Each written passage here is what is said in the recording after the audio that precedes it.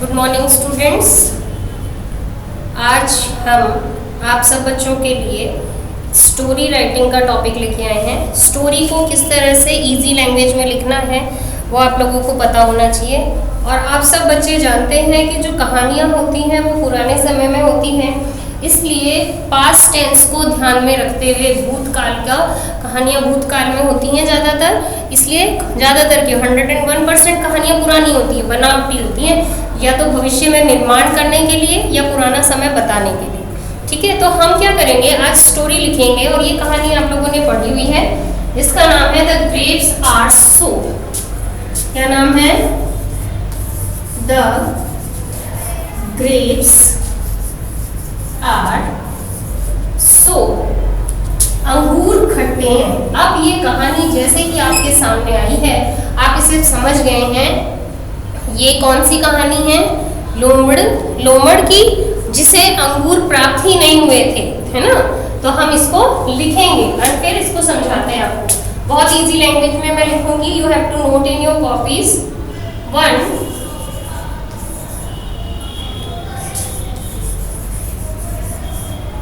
There was a fox. Once there was a fox.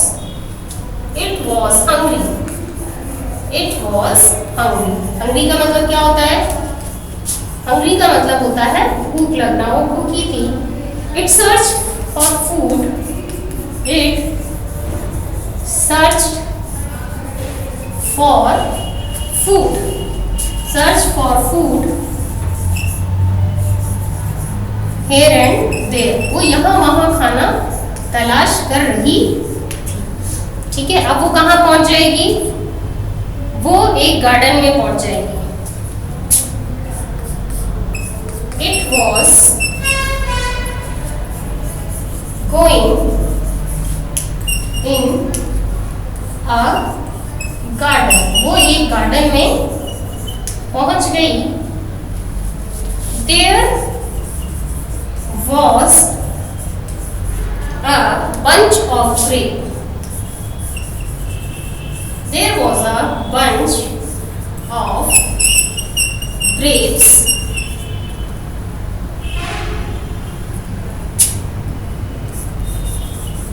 The grapes were ripe. The grapes were ripe. Right का मतलब क्या होता? पके हुए, पक्का मतलब अच्छे रसदार उसको दिखाई दे रहे थे। It wanted to eat them. It wanted to eat them. वो इन्हें खाना चाहती थी। ठीक है। It tried to reach. It tried to reach them,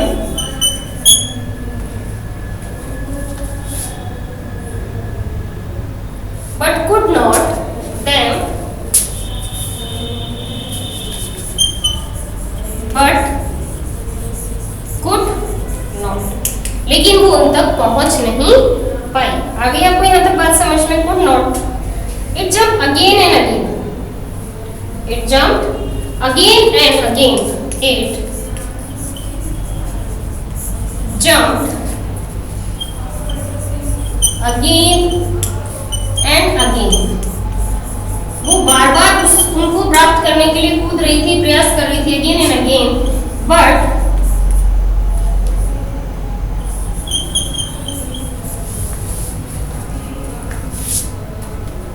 could not. But could not get them. वो उसके हाथ ही नहीं आए।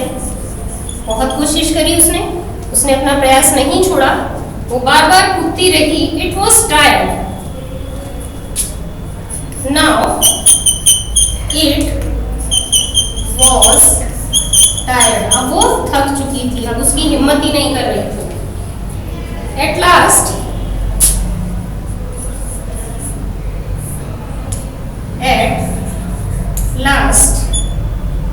it said. उसने कहा, क्या कहा था? grapes are so, उसने कहा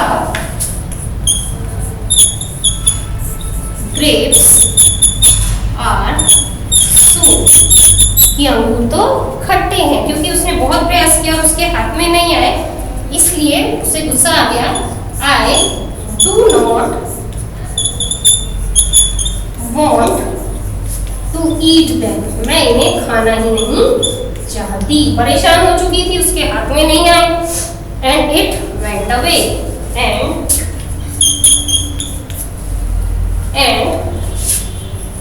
इट वेंट अवे, और वो वहां से चली गई।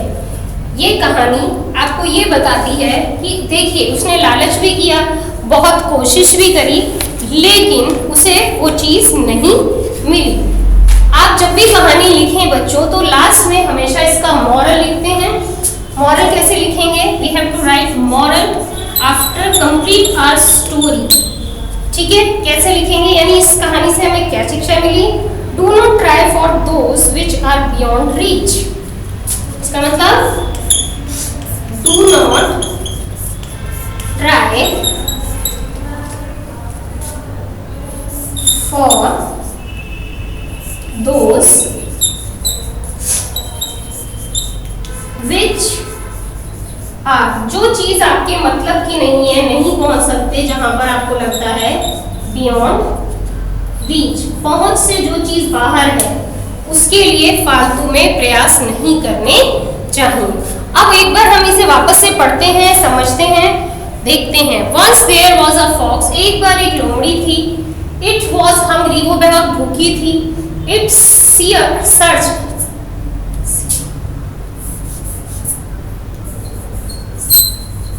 searched for food here and there, वो एक भोजन की तलाश में यहाँ वहाँ घूम रही थी, ढूंढ रही थी। It was going in the garden, वो एक गार्डन में पहुंची। ठीक है, There was a bunch of grapes, उसने वहाँ अंगूरों का गुच्छा देखा। The grapes were ripe, और अंगूर पूर्ण रूप से पके हुए दिखाई दे रहे थे। पके हुए थे, ripe का मीनिंग मैंने फिर कहा, the meaning of ripe is पके हुए। ठीक है, It wanted to eat them, वे उन्हें खाना चाहती थी। It tried to reach them, वो उन तक पहुंचना चाहती थी, कोशिश कर रही थी, but could not, लेकिन नहीं पहुंच पाई।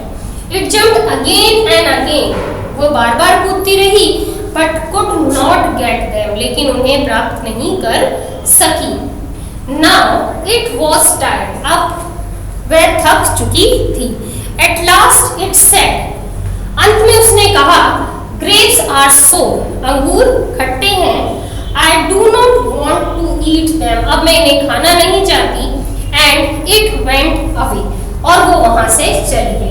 ये कहानी आप बचपन से अपनी मम्मी से, दादी से, पापा से, नानी नाना से, कहीं ना कहीं दीदी भैया से, सबसे सुनते आ रहे हैं।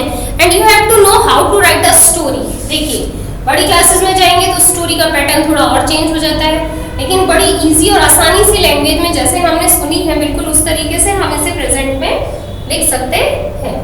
इसमें मैंने कहा था जैसे पास्ट टेंस से बनती है, तो आपने देखा मैंने बहुत जगह was हमेशा पुरानी बात को दर्शाता है, was, यहाँ मैंने सर्च लिख दिया। ठीक है, फिर यहाँ was आया हुआ है, grapes were लिखा हुआ है, verb जब आता है पास्ट में, wanted लिखा है, tired लिखा है, tried again and again लिखा है, try नहीं लिखा, jumped लिखा है, then फिर was है। इस तरह से मैंने जो आपको कहा कि स्टोरीज जो होती है बच्चों, वो पास्ट में बनती है। एक बार एक लोमड़ी थी, उसे बहुत भूख लगी थी, वो खाना यहाँ वहाँ ढूंढ रही थी, वो एक गार्डन में पहुंची, उसने वहां पर एक गुच्छा देखा, वो पके हुए थे। ठीक है, तो ये इस तरह से कहानी को प्रेजेंट किया जाता है। और सबसे मेन जो होती है, दो चीजें होती हैं, एक the name of the story and the moral of the story is very important to write. दोनों चीजें लिखनी चाहिए। Now this topic from my side, story writing is complete. You have to note this story, the grapes are sour, and learn it also. Okay बच्चों, now thank you so much.